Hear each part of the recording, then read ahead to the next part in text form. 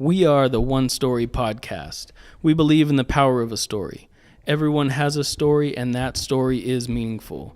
Your story can make a difference. Your story can inspire others. Your story is important.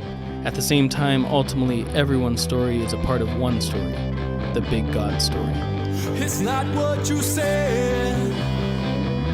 You're not who you said you were. When are you alone? When will you come back home? Hello, everyone. We're back with the One Story Podcast. I hope everyone is doing well right now. Whatever you're doing, listening in your car, working out at the gym, whatever it may be, that you're having a great day. I'm Drew, and I'm with my friend Isaac. And we're happy to be here. This is episode 8 on the One Story Podcast. Unbelievable. Can you believe it? I can't believe we made it this far. This is amazing. How's it going, everybody? How you doing, Drew? I'm doing good. It's a nice Friday night. Just ready to get this thing started. Yeah, man. Here we go again. Talking over each other. How dare you speak over me? So let me remind people what we're doing here. This is a podcast about storytelling, the power of a story. This is a platform for people to come on and share their story of how God has worked and moved in their life, how Jesus has changed and just shown up in real ways to people. Yeah, we're just here to praise God through the people's stories and just the way people experience God, and this is a form of worship for me. You know, coming here tonight, I was just so excited because we get to talk about, you know, and just hear about what God's doing in people's lives. It's exciting, you know, it pumps me up. I'm just, and our guest today, Tim Ruiz. Hey, what up, everyone? You know, I don't know you at all, and Drew refused to tell me anything about you. So coming here, I was really excited to hear your story and just to hear where you're coming from. But again, it's just God's work is just so amazing, and that's just what we're trying to do through this podcast is just celebrate God's good work and praise Him for that. Yeah. So we have Tim Ruiz here. I've known Tim for quite some time now. We've worked together for how long? About 10 years. 10 years? 10 plus years, yeah. That's crazy. Yeah. We both worked together. Obviously, I moved away for a bit to Salt Lake City, and he's still been here with the company. But came crawling right back, didn't he, Tim? Yeah. I want back, guys. I want back. Just like Jesus with open arms. Come on. That's right. That's how it felt. So and you know, Tim and I, we've hung out outside of work. Consider him a friend. But at the same time, I've never heard Tim's full story. So that's how you do things, though? What's that? You just have groups of friends, and I just never met Tim. That's funny. Keep him compartmentalized. I got my Isaac over here, and then Matter of fact, everyone else. It just seems like it's always just me and you. Right? Embarrassing me or what? Isaac, how about we just hang out? I don't know if we bring this guy along. So yeah, let's get this thing started. Tim, we'll let you maybe just tell a little bit about yourself to start, and then we'll get into it. All right. My name's Tim, obviously, and I'm going to a church called Celebration OC in Brea. Celebrations. Oh, okay. Is that right there off of Imperial? Off of Lambert. Oh, okay. Yeah. So did we talk to someone else that went to that church? No, I must have been talking to someone else outside of the podcast. Sorry, but that's cool. Yeah. Oh, right on. I definitely know where it is and seen it. Yeah. Seen it in passing on the way to my old church. Yeah. I used to go to a church that was just down around the corner, Southlands. I used to off of Imperial in Valencia. Well, you still go, but just a different campus. Different campus. Oh, Yeah, yes. yeah. I know what you're talking about. Yeah. Okay. No, he doesn't. He just no, good Christian, bro. That's the way to make me feel good.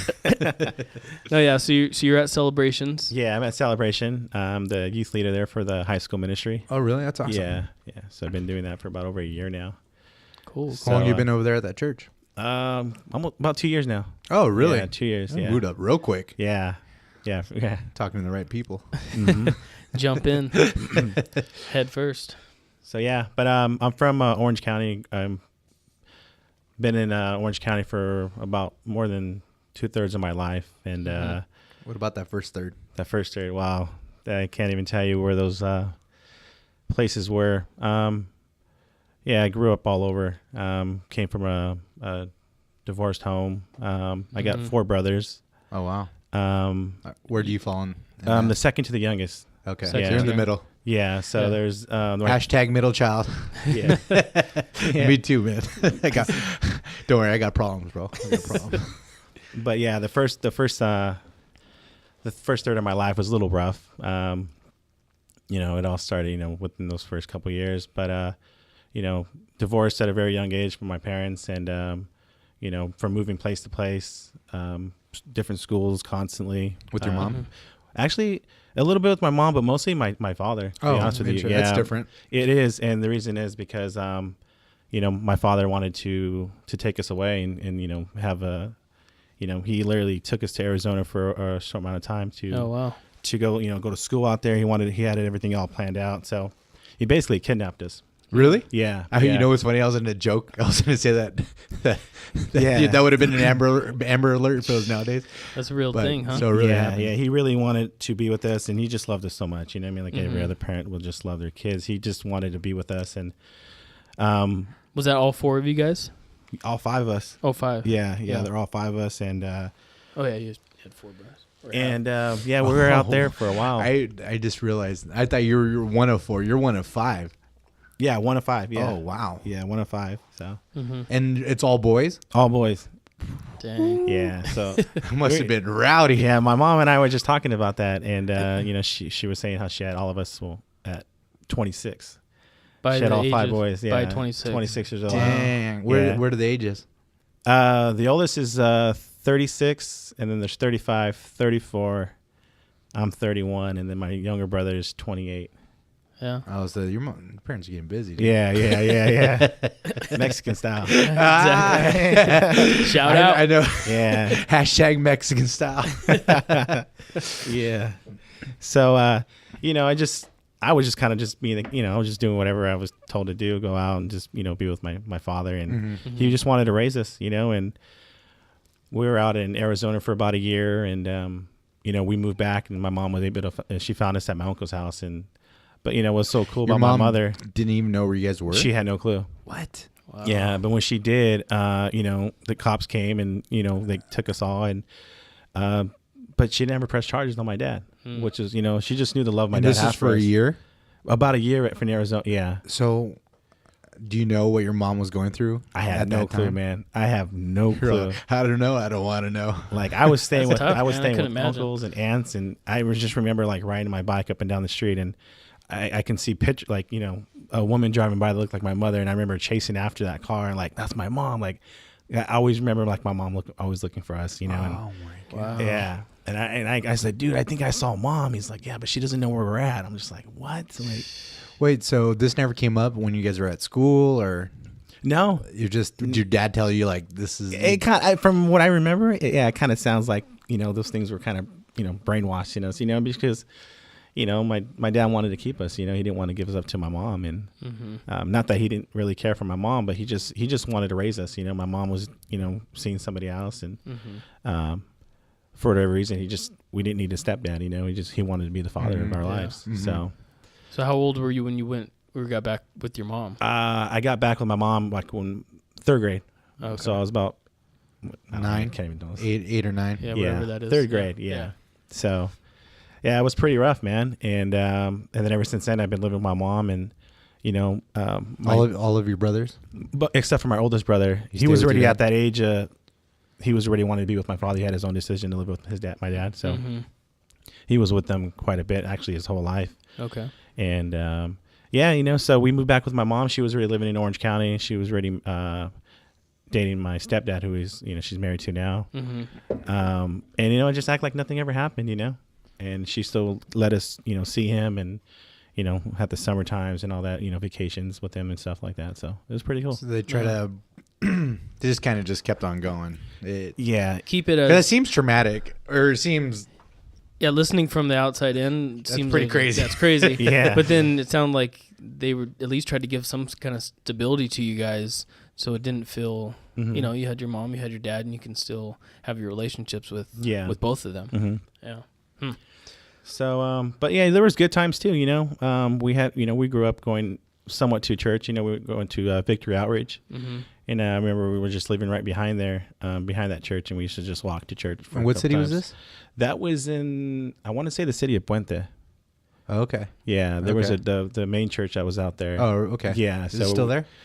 Yeah, they made a whole new church out there, and so that's Okay. like one of their biggest, the biggest church. So you're in there with all the bangers. Yeah.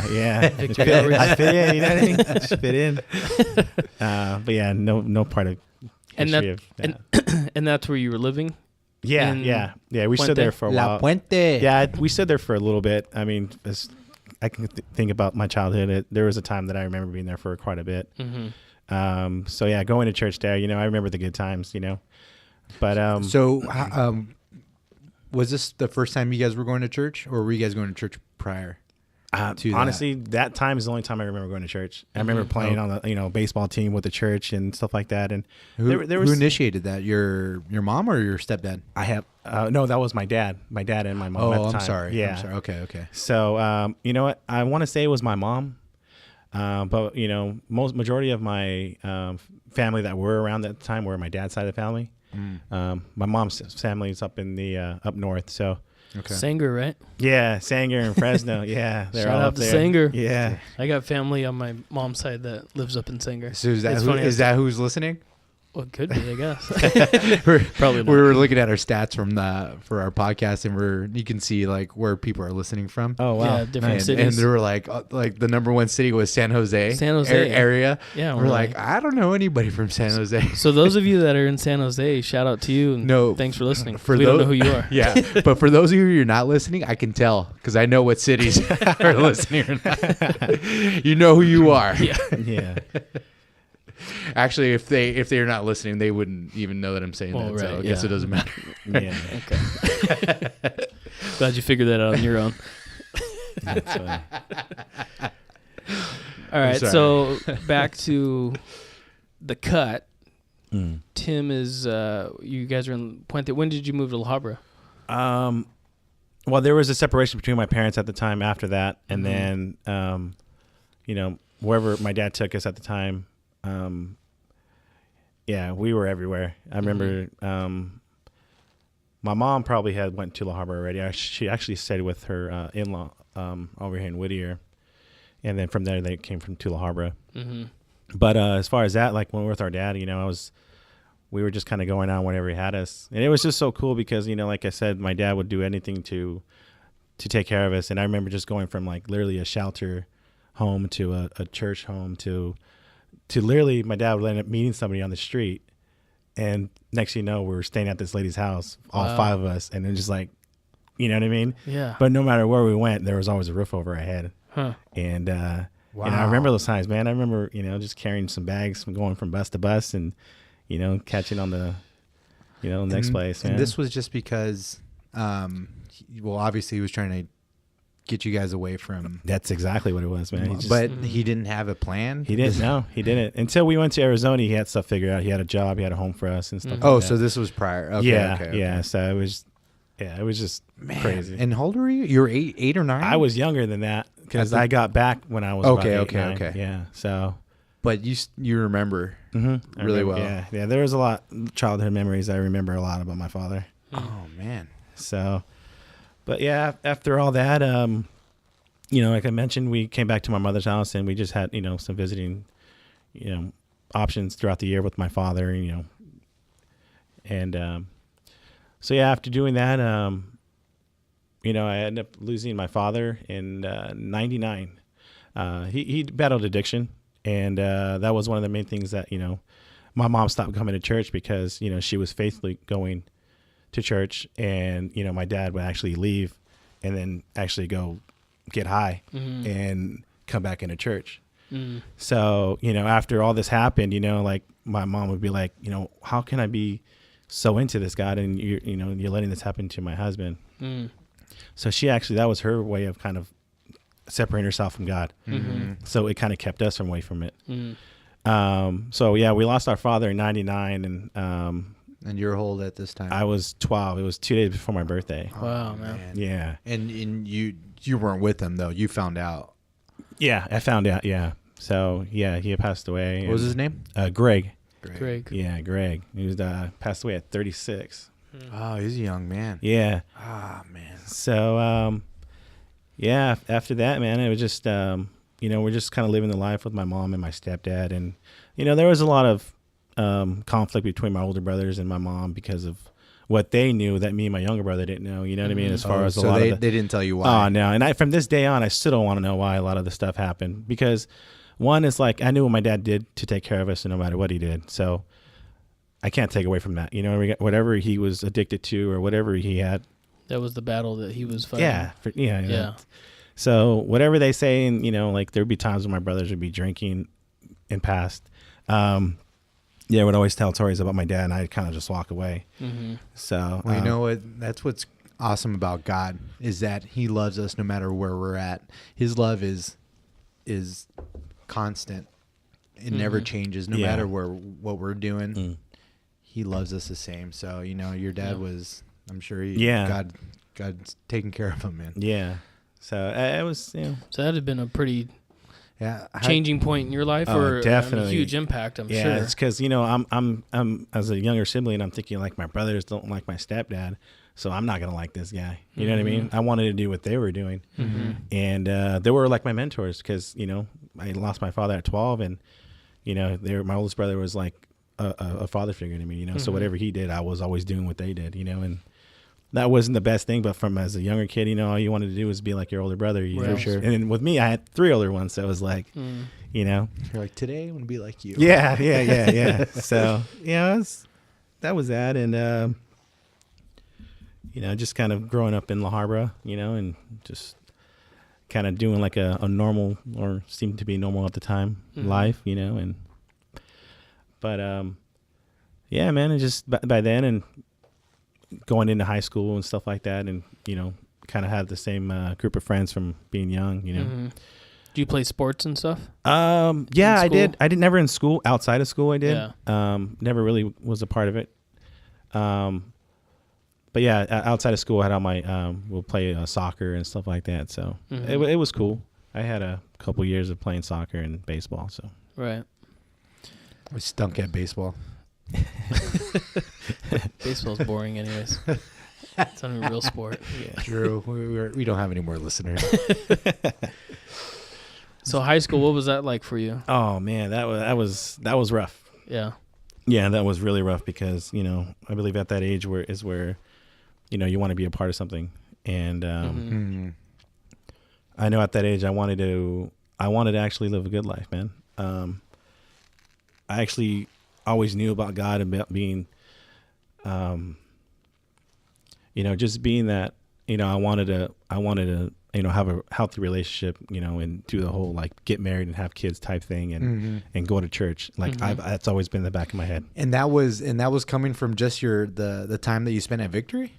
Outreach? Yeah, man. To believe it or not, yeah, it just stuck with you. There were a couple of summers that I would actually leave when I was actually staying with my mom up north with my mom's side of the family, and I'll just go hang out for the summer, man. And because they all went to church, and so they would take you. Yeah. Oh, that's sick. Yeah, even with my one of my aunts, she has 3 daughters, and it's like, well, you want to go hang out over there as well, because they all go to church. So that I always wanted to be around some type of ministry, kids ministry and stuff like that. So Right. I'd always had that back in my head. I always wanted to do better, but it was the friends I hung out with that kind of kept me away from that. And I was searching for something, and the friends were there at the time to kind of hey, let's go take a ride. Or I know exactly what you mean, Drew Villasenor.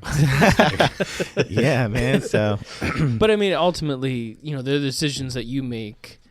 oh yeah, But at the same time, who you're surrounding yourself with is definitely going to have an impact. It's going so true, man. to define what you do. I mean, but it's tough, man, because at that age, it's so hard to have that self-control, and all you're trying to do is fit in. Right. And you want to hang with the cool kids, Yeah. and you're going to do whatever the cool kids are doing. Yeah. And I mean, I don't know. Looking back, I think I was just gonna follow whoever. I was looking for acceptance. We talked about this before.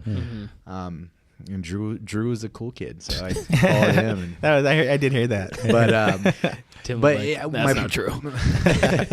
but my point is that it's super difficult to Yeah, be that age, you right, know, that time. adolescent, and you're amongst thousands of people, and you just want to feel a part of something, you know. And I think a lot of that too is innate too. I think just as humans, as people, that we want to be a part of a group. And for sure. Well, to top it off, like you found the wrong group. Well, not only that is, I still looked up to my brothers, know, and at that age they were in party crews, back when they were all, it was all party crews everywhere. And like ravers? No, just like, they'll literally get a warehouse and just go party out there. It was Really? There was no pacifiers and beaded necklaces. No, not at all, man. So I'd always see I've that. never even heard of that party cruise. Yeah, they were just a bunch of party crews, man, and literally weren't, getting warehouses and just having big parties. Yeah, man. I think I've heard this. So that, that too, being a part of it, it's like, man, I want to be, get older already and go hang out with my brothers. And Did you ever go to those parties? Nah. My mom let you beat me. So you kind of had that influence. You had your friends that, obviously you weren't living the Christian life, but you did still have a want for that. Oh, totally. Right. Yeah. And everybody, at that age, you meet somebody like, oh, what's your religion? I was Christian, I always said that, like, but didn't really know what it really meant. You know what I mean? So, but I did. I've always had that in the back of my head. And, some of the relationships I've been back in the past, I was hoping somebody would, go to church and, or if they didn't, I'll be like, okay, well, I'll let them know about them, which is, I didn't even know what church was, but in the back of my head, that every relationship I've been in, I always try to, figure something out or how it was going to work. And because you wanted a way into church. Exactly, man. Yeah. So it just, was everything that I hung out with, people I hung out with, it just kept me away more and more, it was just easier that way, So what kind of things were you doing with your, like, what would you and your friends do that was keeping you away? That wasn't like holy or. Oh man, it was honestly a lot of alcohol, marijuana, girls, especially, just going having fun, man. And the worldly thing to do at that age, of what was cool or what was in, like, yeah. So a lot of those, some of my best friends, like we all grew up in an apartment complex, and it was from the morning to the night, dude, and we were just hang out all day, So it kept us, man. It kept us away from, it kept me away from a lot of things. Did your parents know what you were doing? My mom knew what my other brothers were doing, but I felt like I was too smooth to get caught for anything. Or you kind of flew under the radar a little bit? Because they were keeping an eye on the other ones. Yeah. So I feel like, that's kind of how it was for me with my brother. He caught. You hear that, Lise? He caught all the attention, and Drew was just doing good. I guess. Can't you just be like your little brother, Drew? Yeah. Like my younger brother, growing up, they all been arrested, and I was like, man, I'm like 18. I've never been arrested. I don't even get involved, but I thought I was just too smooth. But yeah, man. So how long did that last? That lasted until I was 20. 20, I got my first DUI. Ooh. Hey, you were there, Drew? You were there, huh? Yeah. Was it that night? Yeah. So you were already working here? Yeah. Okay, you guys already knew I each just other. Started working. So what night? I need to know. It was December 3rd. I will never forget. Well, you probably know the date. It was at Ashley's house, right? Yeah. Who's Ashley? The Harbor girl. It was an ex-girlfriend of mine's cousin. Okay. Or actually, it was actually my ex-girlfriend at the time. Oh. Yeah, it was at her house. That's why I didn't know why I was even going to go in the first place. But my girlfriend at the current time was there. It was weird. Yeah. Tim Ruiz is pimping it. Nah. So I think I'm probably there with Jake and Ryan. Yeah. I think. Ryan. Then, are these other coworkers? Yeah, so I barely met Tim. What's going on over here? I knew him, but hey, who's hiring over here? I just remember walking we were up youngsters. and Tim's leaving, and then you just hear, "Check this out," and then like just peeling up down the street, and then there's a dip down at the bottom, and then we just hear like we're walking into the party, like we saw that, it was like, all right, cool, Tim was peeling out, whatever. And then you just boom, like man. crash. What? Oh, you crashed? Hit a house, bro. Oh no. Yeah. And you were drunk. No, actually, I wasn't. Well, I was at like a .08, which is the limit, but I was under the age of 21. That's what you got. But yeah, the whole party came down the street, and we're just like, dude. And I was like, I had my younger brother and his 2 friends, and I'm like, dude, you guys got to get out of here. Yeah. Dude, it turns out, bro, like, you know, to this day, I actually ended up living there or moving at the house there. you crashed into. Moving near there. Sorry, moving near there. And it's part of my probation. The house that I hit, though, they were believers, bro. Believe it or not. Really? They came out and they said, "Are you okay? Is there anything we can do? Can we pray for you?" And like, wow. I was just like, I just ran into your house. Like, the truck is like, I literally hit a truck. God. The truck went and hit the front door. I tried to take off, but my axles were literally turned. And as I tried to back up, I ended up backing up into the garage because it was just a mess, bro. It was a mess. Oh. But oh man, yeah. Did you go through the living room? No, I didn't. I kind of got the front door, all the wrought iron gate kind of kept me, but yeah, I basically hit the whole front of the house. But could have been so much worse. So that part right there changed my life. I do remember that. Did they stick their heads out the window?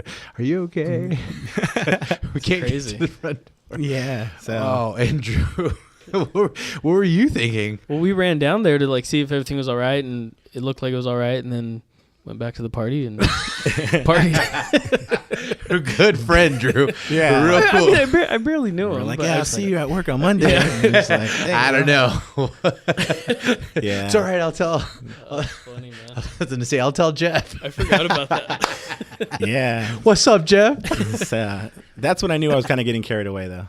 Definitely. Yeah. Yeah. So that was a reality check. So what happened? So I ended up getting a DUI. Okay.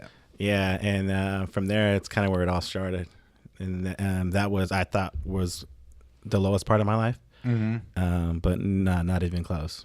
So what happened? So I ended up doing 3 months a DUI class, and ended up doing all that, and you know, I ended up, and at 20 years old, I got into a relationship that I was in for about 8 years.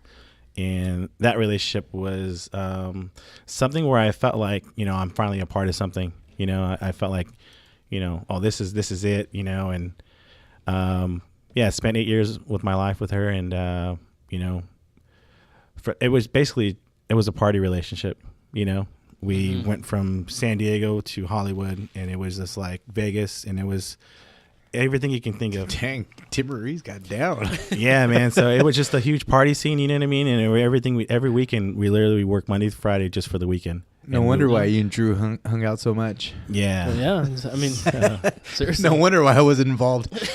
I was at church. Yeah. Because this was stop. Well, from what you're saying, the timeline, it was like 2-3 years ago is when that. Oh yeah. Relationship stopped. Yeah. Okay. Wow. So what happened with that relationship? You know, since the couple years that we were together, she always told me that she never wanted to be married or have kids. So, Dang, I knew from the beginning, and warning sign when the girl's saying that. Yeah, you know, that's what guys say. Just know we're never getting married. You know, but it made me like, okay, well, you know, I'll change her mind, or you know, we're having fun. Still young. Maybe right now, you know. Later on, you'll figure But it you out. want, like you said, well, you wanted a family. You wanted a family and kids, and you know, that whole thing. Yeah, so that all happened, man, and you know, like I said, we were just partying, and I was about 20. About the last 2 years of our relationship got really bad. It was I can go on. It was really bad. As far as what? I was moving out, moving back in, moving out, moving back in. Just a toxic relationship, basically. Very, very toxic. And you know, at the time, I just thought, you know, I was super in love with her, that I didn't want anything else, you know. And so yeah, I finally, you know what? So I lost my grandma, my mom's mom, and after losing my grandmother, you know, she always made, you know, she had promises that, you know, that she prayed for, and that, you know, one of them was for all her kids to go back to church. So we lost my grandmother on Christmas Eve one year, and since then, my mom said, you know what, we're gonna go back to church. So she started going to church, and you know, I thank for, mother's prayers, you know what I'm saying? Yeah, for sure. But she started going back to church, and she got my younger brother. And at one of the times, the middle brother was going to church. He was saved, and he has his testimony as well. But he was saved, and my younger brother got saved. He got baptized, and this is all after your mom. Yes, had started. Yeah. So I was at the last 2 years of my relationship with my ex. I saw my brother get baptized, and I was just like, man, like, was this at Celebration? Celebration, Okay, yeah. okay. And at that time, I was like, man, I want something better. Like, I want to get out of here, and I don't know how to, live my life. I'm basically, it's a routine. I go to work. I we're like just going at it with each other, and then I go back to work, and it's the same routine. Mm-hmm. But she had nowhere to go, and I didn't want it. It was, my place. So it's like, well, I'm going to end up leaving because she has no family. And if I kick her out, like, she has nowhere to go. Mm-hmm. Right. So it's like, you're just stuck. I'm stuck. You know what I mean? And I feel like a complete idiot, like going back to my mom's. And then, it's like, what are you doing? Mm-hmm. So one year my mom did the Daniel fast. And she said, if this girl is not for my son, for what you have for him, I want you to remove her from his life. And about 2 months, she was gone. Wow. She was probably, who knows. And from then on, I think that's when literally God started showing signs. And to me personally. Mm-hmm. Did your mom tell you about She didn't tell me until after? Until after. Yeah, because then you get all pissed. Yeah. Yeah. Dude, my girlfriend. Yeah, for sure. But it was like, man, it was just the way out. Like, okay, this is. You needed that. Okay, like, what's going on? Yeah. So, my little brother got saved, and he's talking to me, he's on fire. He's like, dude, Tim, Jesus loves you. I'm like, yeah, okay, dude. So I went on this rage, bro, like harder than in my relationship. And I ended up getting another DUI. Oh. And that time I was pretty wasted. And nothing happened. I just got pulled over, and you didn't crash into another house? No, I didn't crash into another house. No. But I ended up getting arrested, and I ended up doing an 18-month program. And it was within the 10 years of my first one. So I ended up going to court and doing all these things. And, I ended up getting a lawyer, and the guy's like, hey man, you're going to do some time. You're going to look like you're going to do 3 months. And I'm like, dude, I don't even gangbang. I don't do none of that. Yeah, I'm going to go to jail. Yeah. He's like, yeah, I'm sorry. Like, this is the best we can do. Let me see if I can talk to him. And then I remember my mom saying, Tim, you got to pray. Okay, mom, I'm going to pray. Like whatever. So I just like, and I remember, getting off the car, and then I'm in court, and when I see cops, I'm just like, oh Lord, help me. Like, it's when you're in that situation where it's like you're, something's about to happen, and now you want to like pray to the guy, like this is it. Mm-hmm. So I ended up praying, and the guy comes out, and he's like, well, the best I can do is you're going to end up doing like 2 weeks, and then you're going to be on house arrest. And I'm just like, okay, well, that's better than doing 3 months. Yeah. So I'm just kind of like, whatever. So I ended up coming back to court. And my mom's like, you better pray. And I'm like, oh, no. Like, so you haven't given yourself. No, not at all. Right. No, not at all. You're just desperate. You don't want to go to jail. So you're exactly praying or whatever. Yeah. Okay. So I ended up going to see my lawyer, and he goes, you're never going to believe him. I'm like, what? He goes, you just got to do a 6-hour booking, and you're going to get out. And you're going to do 2 months of house arrest. And I was like, 2 months? That's 2 months. Yeah. And I was like, dude, I'll do 2 months. Like, I don't want to go to jail. So, I'm just like, man. So did you realize that was an answered prayer, or did you kind of overlook it? Not yet.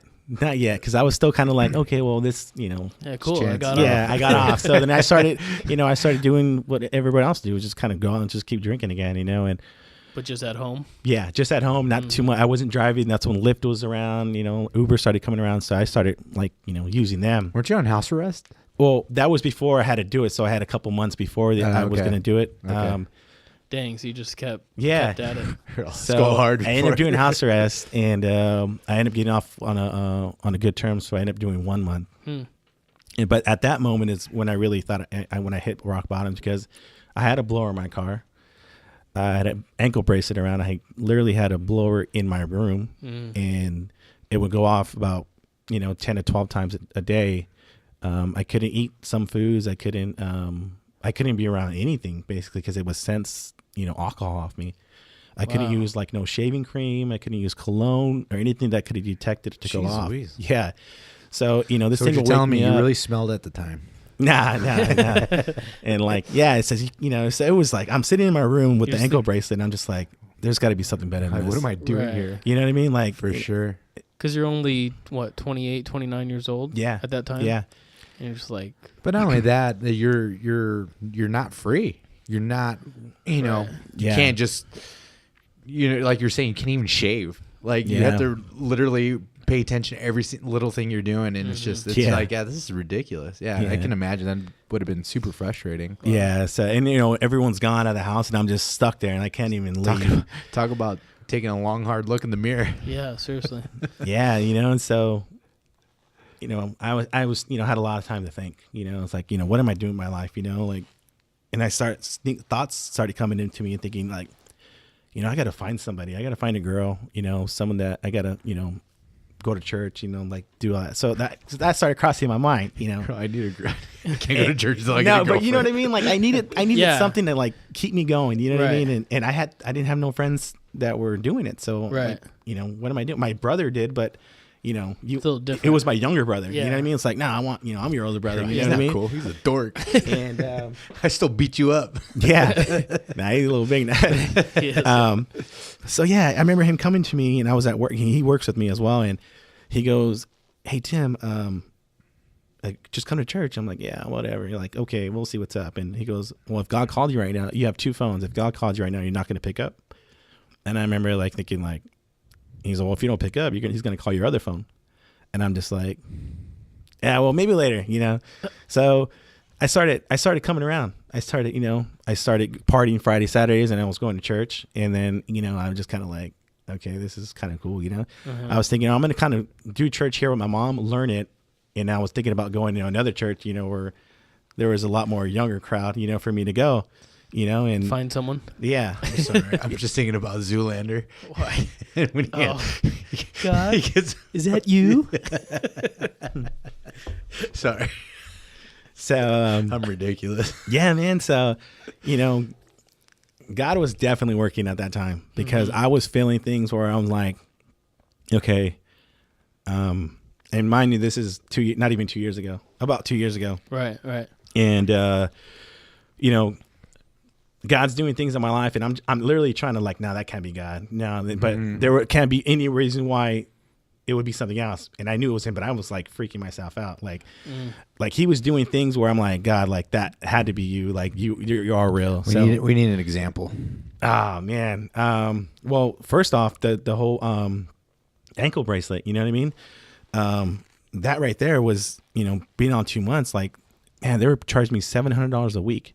What? On the ankle bracelet. Holy smokes. So Wow. yeah. So I'm thinking like, man, like how am I gonna pay? I'm 2 months. Like, dude, what am I gonna do?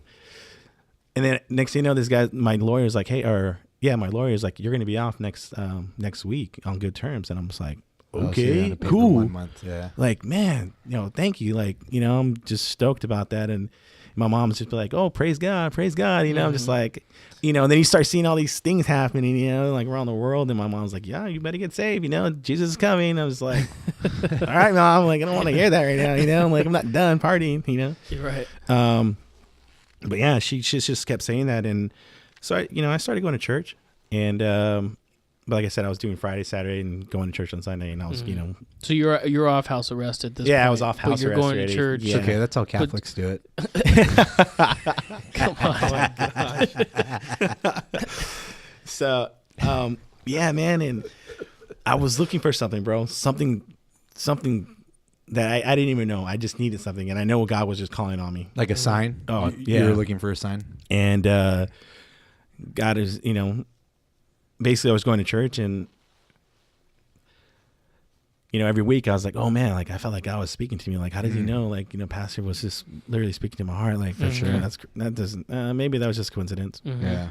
The week went on again, and I'm just like, oh, then I'll miss a week, and then I'll be back. So, roughly, I started going to church on October of 2015. Mm-hmm. Yes, 2015, and you know, Christmas, like that around that Christmas time, I was like, okay, I'll start going to church with my mom and stuff like that, and then I missed a week here and there, and then March 2nd, I believe that was March 2nd. It's on a Sunday. I was like, God, I want to do this. Like, I want to give my life, but I'm so used to me going out and just pretty much partying my life away. All my friends that I have, how am I going to live this life and still do this, like keep the friends I have? Mm-hmm. I don't know. I don't know what you want me to do, but I feel like every time I'm at church, this is where I start feeling complete, For sure.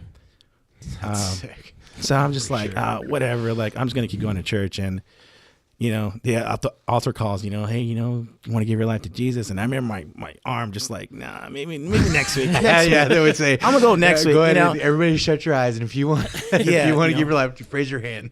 Like literally that's, that but you were feeling it, like, oh, God, yeah, totally. was, it was like playoffs at the time, football. I was like, I want to, party, Sunday fun day. Let's finish that. You know what I mean? Yeah, and then I'm gonna come wait till after football season. Yeah, bro. I was, man. Yeah, so, you thought like that. Yeah.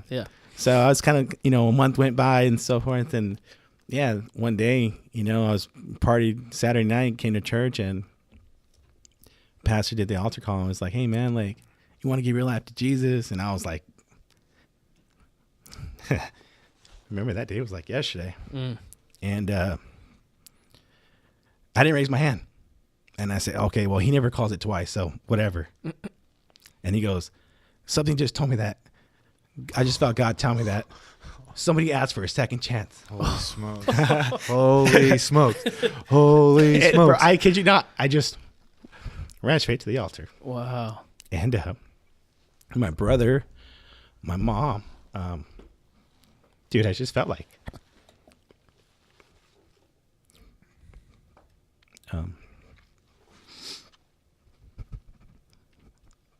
yeah, man, it's a powerful, and it says in the Bible when someone is saved, when someone gives their life to Jesus, that the angels rejoice, more so than what's the example they give? They rejoice in one life saved than all the other people that are, already saved. Yeah. So, but also just to feel the chains that you've had for the however bondage. many years, that bondage just be released, and being free. And not only that, prior to that, you were like you're on house arrest. You were in jail. You weren't free. Yeah. And now you got over that, and now you're giving your life to God, and not only that, you have the support of your family. Yeah, dude, that's huge. Totally, man. So you were there at service, and then your family was there too. My brother and my mom at the time were there. Yeah. And so they saw you. You went up by yourself. Yeah. Yeah. I literally ran up there, bro. Yeah. And I remember them just praying for me. And to this day, I remember our young adults pastor was there, which is a really good friend of mine. And we talked about it, but. I was at the altar, but one of the things is like, man, like I remember somebody telling me like, just lift up your arms. And I'm like, I can't, like, I want to, but I can't. And I remember just going there and you're praying for me and stuff, man. And he said, just lift up your arms. Trust me, lift up your arms. And then I could have sworn it was him talking to me in my ear. And, it was God talking to you. Dude, man, bro, I could not have heard him any clearer. So I literally, whatever spiritual warfare at the time was going on, because you were still whatever doubts you still had, totally, or you're holding back the walls you have up, and my knees were starting to shake. I was starting to buckle, and I said, I can't, God, I can't. Whatever this feeling is, I just can't. He said, trust me, lift up your hands, and I lifted my hands, bro. I fell to my knees, and. That is sick, man. I kid you not, man. And you can say since then I've been saved. Since then, gave my life all in. Yeah. And in case you can't tell, Tim's getting powerful. Emotional over here, but it just because it just shows like the power, how real it is, man. And that was what 2-something years ago. Not even 2 years ago yet. And you can feel it like it was yesterday. Totally. That's awesome, man. And I think it's hard to understand unless you know the possibilities of change. When God changes your life, and where you were at a certain point, and then you gave your life to God, and where you're at now, and you realize it all started at that moment where you said, "Lord, I'm yours." Lord, surrendered. Father, I believe in you. This is my life is yours. Do with it what you will. And and you looking back, you're like, oh, I was broken. I was in bondage. I was totally, man. I I was searching for fulfillment, and I didn't even know what. And then all of a sudden, just the drop of a dime, just I'm fulfilled. I'm loved. I feel peace. And then, so where are you at now? So 2 years, man. I went all in. I said, God, I don't know what I'm going to do, but I'm going to give up the friends I have. I'll Did still you call communicate with them. Don't call me anymore. No, honestly, I just, I was so excited. I came on Monday, and I could there's where I work. There's a lot of, they're all dads, and they basically would tell me that they lived to see me on Monday because they didn't have that freedom I did. They were living through me. I kid you not. They were living vicariously through you. And they would say, oh yeah, like what happened in Vegas this weekend, or what happened, this and that. And I'm just like, and I came on Monday, and I remember one of those guys, Donnie's like, hey, what happened? I was, man, I gave my life to Christ. And they're just like, wait, what? Because it happened so fast. Yeah. Just turned his back. He's like, loser. He walked away. And man, so that happened in March, and by April I was baptized. And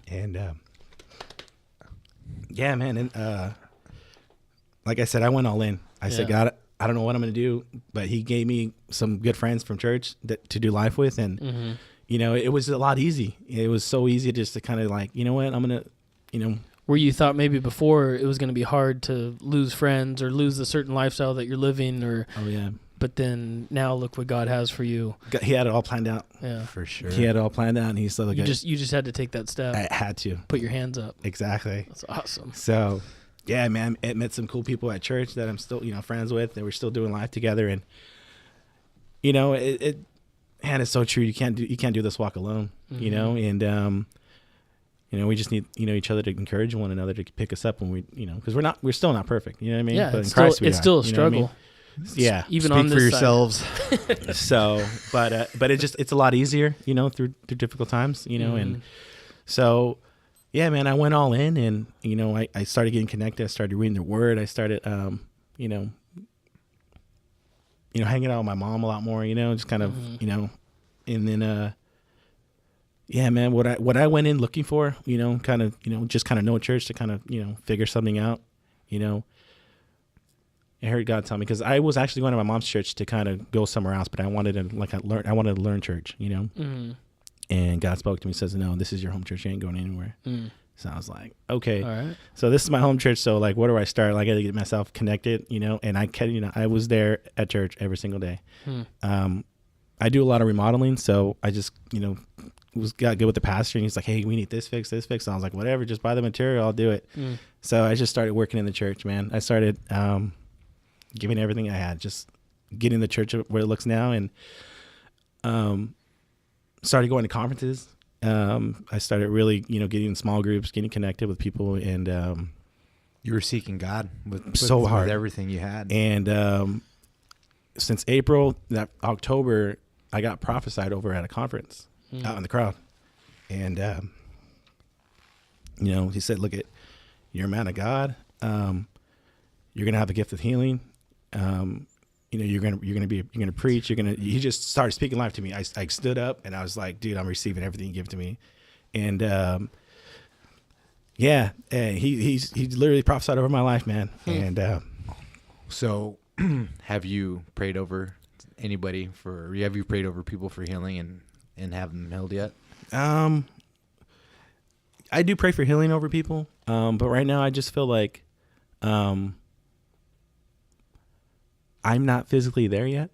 It's just, I feel like, I think I would have to be healed myself, from a lot of the stuff from my past still that I'm dealing with, to see knowing that when I'm healed and, have my faith in God that, to heal me from everything that I've done, everything that I went through, that, I can start to perform the miracles that, God gave me this gift to start praying over people. Yeah. And I mean, those kind of things, when someone speaks over your life, it doesn't necessarily mean, or usually it doesn't say like, oh, by next week it's gonna be this. Unless it's coming from me, then yeah. but you know what I mean? Like, no, totally. Now it's just being faithful in what's God calling you to do, like right now, today. That's what it is. And then it comes Yeah. And who knows the future's gonna hold a year from now, 5 years from now, 10 years from now, whatever. And But what about? Well, I'm sorry, Tim, but I was going to say, just from that comment of, not being completely healed, dude, you got it, brother. Yeah. I wouldn't sell yourself, short. I feel just by seeing, hearing your testimony and knowing that you're, going to these conferences and you're seeking God and you're trying to learn, you're diving into the Word, dude. You're there, man, and don't ever hesitate to. And you probably do, but you pray for healing, brother. Yeah, for sure. But what's tripping me out about that, today I was thinking oh my gosh, I was thinking, I'm like, man, I want to get someone that's like seeing a miracle, like a miracle of healing, like some because Right. I was reading Acts right now, all the apostles are out healing people and stuff like that. I'm like. Because it happens, you just don't hear about it. And if you do hear about it, like we've talked about before, it's kind of like, oh, okay, you can be skeptic unless you've really experienced it yourself. Right. So I think that just God kind of, that's why I asked him, like, have you done it before?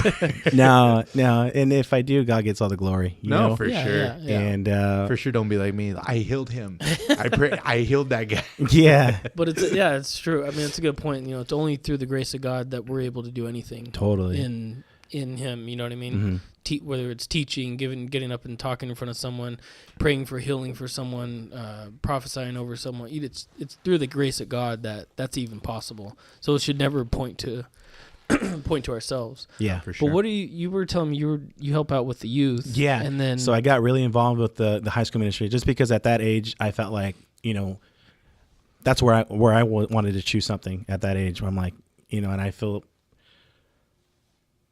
I can try to be there and be that mentor that they need, for the decisions I wanted to make back then. Because back then you did want to make those decisions, but Yeah, you didn't have the I right didn't have support anybody. system. Exactly. Yeah. So, and it was open, what a coincidence, but the ministry was open for somebody to lead it. And, I told my pastor, hey, this is something that, my heart's for. And he's like, dude, it's all yours. Like, he's seen my transformation and he's just like, go do whatever you want to do. I support you. So I've been doing that. I got involved really quick with the high school ministry. And within one of the girls that I was that was in my group, she she went to Villa Park High School, and she, at the time that she was able to get us in. So during their lunch breaks, we'll go and we'll go speak to all the kids, and by then there was like 60, 80 kids. Yeah, during their lunch.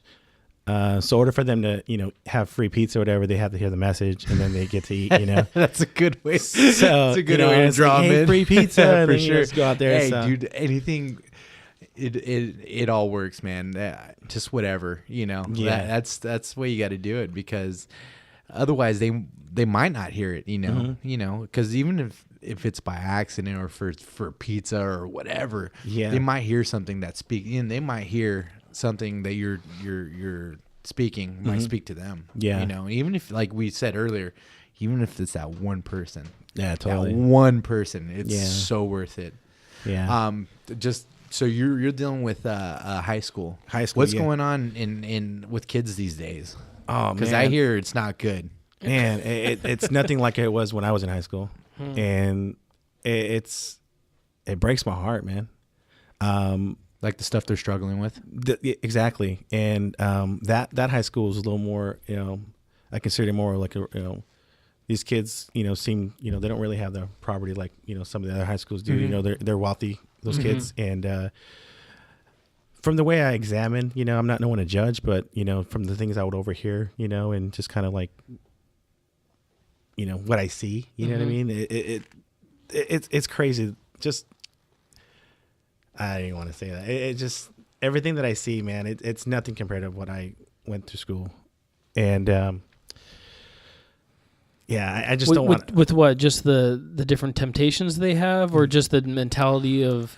Well, from what I hear, pornography is huge for these young men, just because of young the men and internet. women, I'm sure. Yeah. Well, yeah. They all have cell phones now, But The access to drugs it. are changing. I get, there's different stuff out there like Molly and stuff like I didn't even know about, and What's that about? Yeah.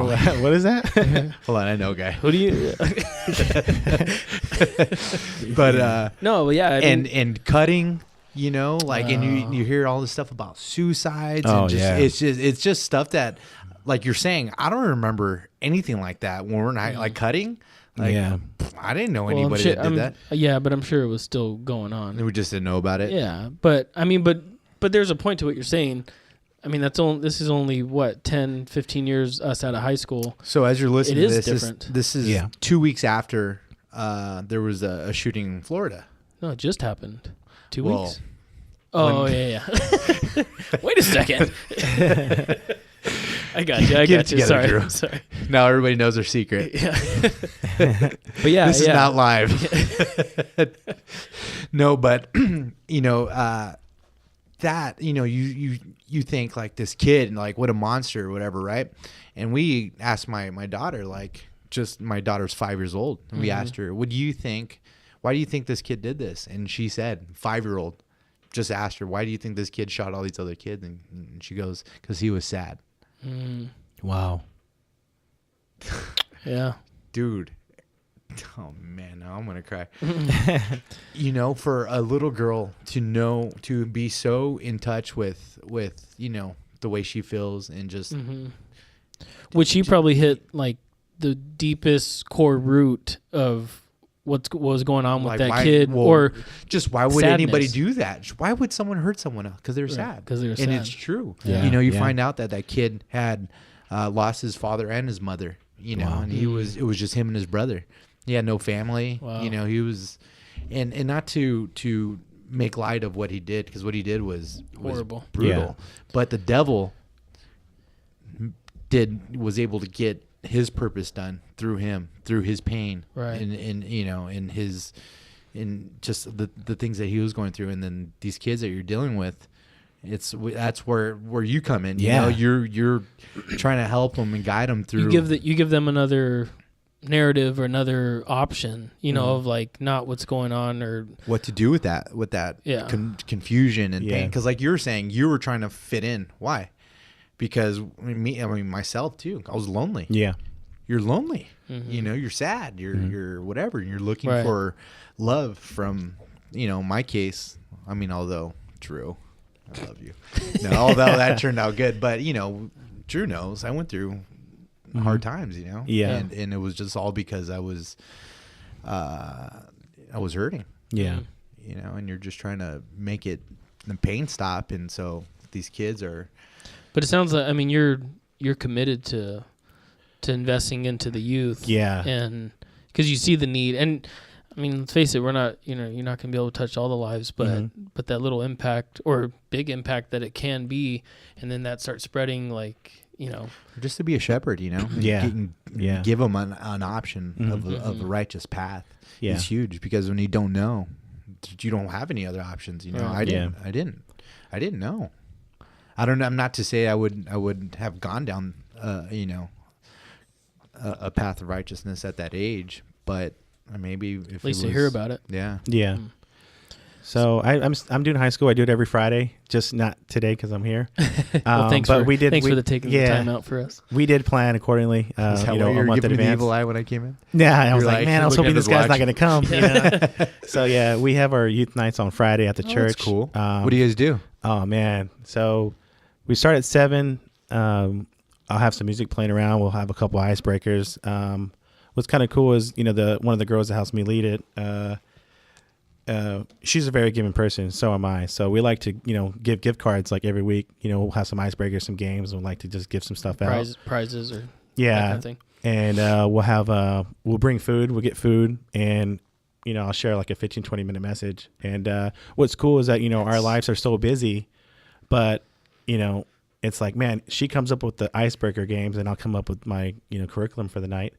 And some of the times where when God really wants to really show these kids something is when the icebreaker or the game we play kind of goes with my curriculum. That's And it. It just That's matched. God It just matched. working. Yeah. That's Oh God my! working. And those nights we just I was like, dude, this is Yeah. all God. You know what I mean? So we kind of live for those days. You know what I mean? Those nights where we're just like, you know, it's going to be this week. You know, is God's going to be there? And That's dope. Friday night is the best night for church things, man. Yeah, I'm man. telling you, It is, and it's one of the reasons why actually we chose. Well, I made Drew choose Friday nights. He was trying not, but I was open for whenever, because God shows up whenever. Isaac. He come doesn't on. pick a date or a night. All right, all right.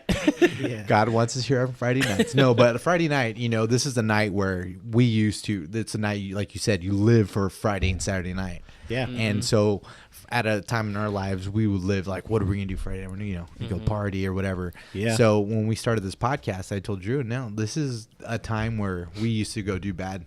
Now let's use this time Exactly to how do I- good. yeah, and that's So so for these true. kids to have somewhere to go on a Friday night, Yeah. somewhere to look forward to when they're at school, that's sick, dude. It's Yeah. powerful. And that's exactly why I Awesome. do it on Fridays. You know, we can do it on a Tuesday, Wednesday, but it's like, you know what?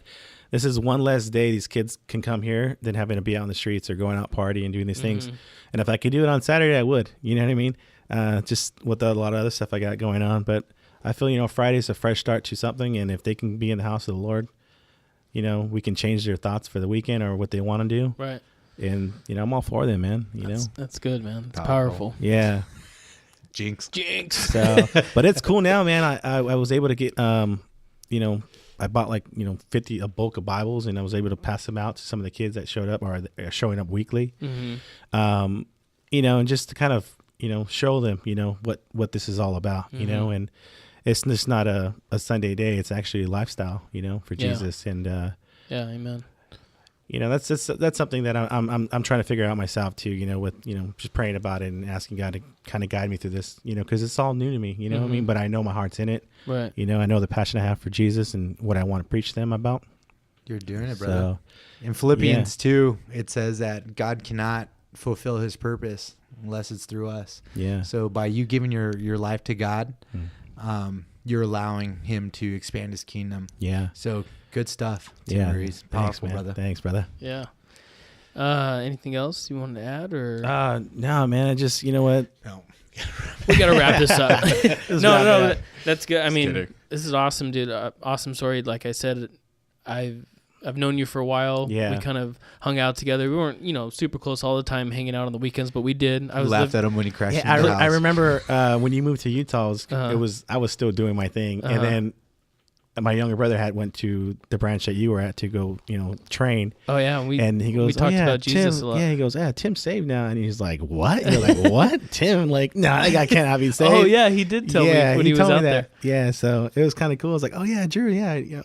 So we're trying to like think like, who saved at work? Who saved at work? You know what I mean? Like, let's talk Jesus and stuff Yeah. like that. So Well, when I did hear that, when he told me, I was pretty pumped. I was Yeah. stoked. I was like, yeah, man, that's awesome. And he was just telling me you did a complete 180 and Yeah. just all in it. And I was like, dude, that's awesome. I was really excited to hear Again, that. when It was encouraging. For when a myself. life Yeah. is saved, it is something to celebrate. It's, Oh, man, it's I'm sick. still I like celebrating. when at our church, you know, they have like a period where they're doing baptisms. Dude, it's sick. Everybody claps and then they mean it. It's not Yeah. just like, oh, okay. Yeah. No, it's like, Yeah. yeah, like because you know what's gonna happen. Yeah, you know? for sure. And it's all good, man. That's sick. All right, well let's close this thing up. Any announcements you have, Isaac, or want to point anybody to anything? No, I've I just wanted to I've put you on been- the spot. I've just been getting swole. Can you tell? Nah. You know what? I do want to just thank everybody that's been listening, especially, I mean, my family. I have my mom, my sister. I got a cousin. Teresa.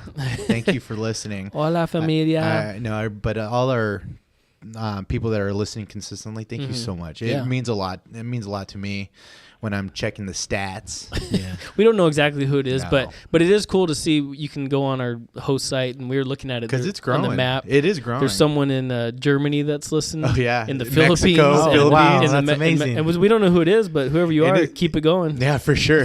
Tell a friend. It's probably just someone How do that you was. say that in Spanish? Hey, you're looking at the wrong guy. We're the worst. We're the worst group of Mexicans in here. OC California white Mexicans. Way to go, bros. Let me Google Translate. Hold Yeah. on. Oh my gosh, that's embarrassing. Anyways, Yeah. we'll figure out what that is, and we'll bring it next time. That translation. So I just wanted to say thank you. Yeah, no, that's awesome. And again, we just want to mention you can reach us on our Instagrams or Facebook. Isaac is Isaac.Labrija on Instagram. I'm ddaily34 on Instagram. And then our email that you can reach us at is onestorypodcast@gmail.com. And we got our first email the other day. Spam? It was funny. No, here's a little holy smokes moment. Me and Drew talked about it. Was it the day before or that day? I think it was that day. We were like, we're all embarrassed. Like we haven't gotten one email. And then Drew calls me. He texts me a little bit. We got our first email. Oh, wow. And it was my cousin Daniel. He's 18 years old in high school, and he wants to come on and do his story. So we're going to have him on in a couple of weeks, right? Yeah, whenever. Yeah. Oh, that's right. You were down. Yeah, okay. Yeah, so I was pretty stoked on that. And it made me think of you because the work you do with the youth, and it'll be cool to hear his perspective on his generation and that kind of thing. So you guys, kids are messed up. We're coming at you. But yeah, reach out to us. Please, we want to hear your feedback. Rate and review on iTunes and Stitcher. We want to hear your stories. We want to hear your story, get you on the show and scheduled in.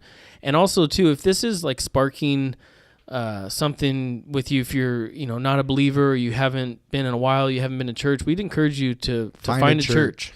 There's a lot of good churches in Southern California, as we know, people are listening all over.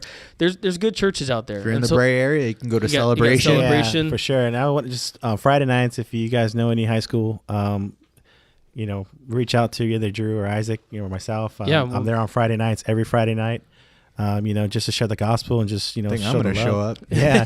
Yeah, man. Seriously. So, that's a good point. Youth, high schoolers, go visit Tim Ruiz and check that out.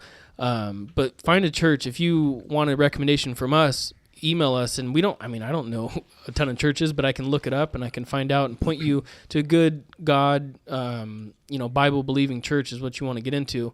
And if that's something that you're maybe not fully comfortable with stepping into a church, I get that too. Or maybe you've been hurt by the church. There is a podcast that I'd like to plug. It's called the Vox Podcast. It's VOX. It's the Mike Erie podcast. And that's What's up, Mike Erie? What's up? Honestly, that's been something that's been good for me the past couple years of listening to the things that he talks about on their show. It's kind of like, what do they call it? Like post-Christian, or, people that have been hurt by the church, and they're just given a different perspective or a new perspective to kind of help challenge views that you've had. What they're trying to do is just really just give God's grace to everybody. No one's excluded. Mm-hmm. We're all welcome. You want Jesus? There's enough Jesus for everybody. Come on. Yeah. So there's enough love to go around. So yeah, I've been voxing with Drew for a while. I fell off, but then he. Yeah, I got him, because you don't have to agree with everything we're saying. You don't have to agree with everything that a podcast is saying or a church is saying. But just get in there and challenge yourself to Isaac's like to talk about, like, ask God. Just reach out to Him and pray and say, God, if you're real, reveal yourself to me. Don't be scared. Yeah, exactly. So with that, open your eyes, listen closely, soften your heart, and see how God reveals Himself to you. Amen, brother.